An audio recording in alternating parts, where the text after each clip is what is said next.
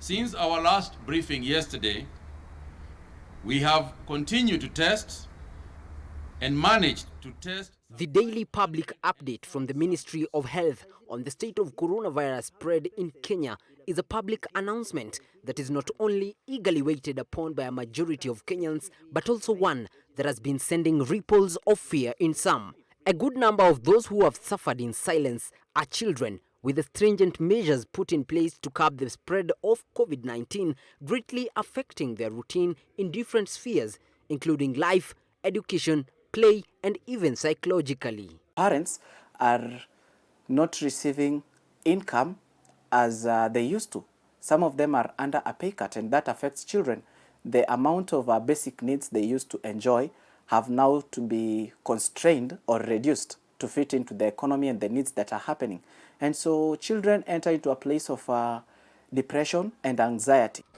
All work and no play makes Jack a dull boy.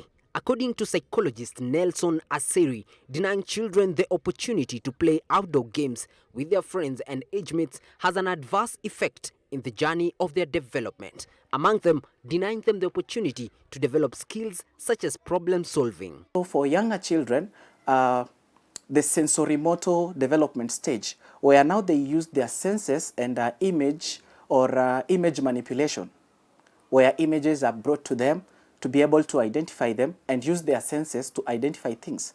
And such kind of children, right now they're in a place where the family is full and perhaps parents don't have time for them because now parents are working at home. And so when play isolation is withdrawn, it causes a lot of impact to these children in terms of their development and even memory development, because now their memory is used to encoding a lot of information, and now their memory cannot be able to be enhanced because these activities to enhance their memory are reduced from them.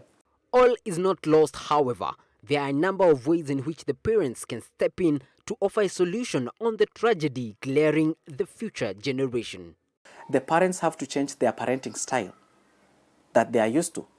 The parents now have to come to a place that they can reinvent the wheel and introduce activities that can be able to keep their children on board.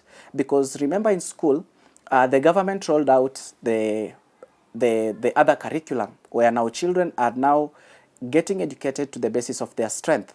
And so the parents also have to reinvent that wheel to be able now to act as the teacher of the children. This, however, does not come on a silver platter. It all comes at a cost.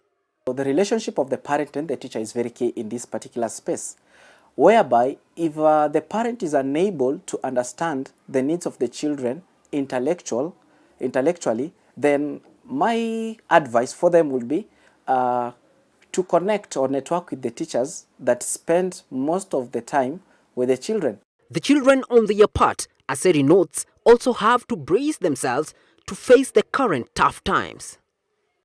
As a psychologist, I accept that children also may have also to realign themselves to be able to cope up with the situation. David Kagina, Switch TV.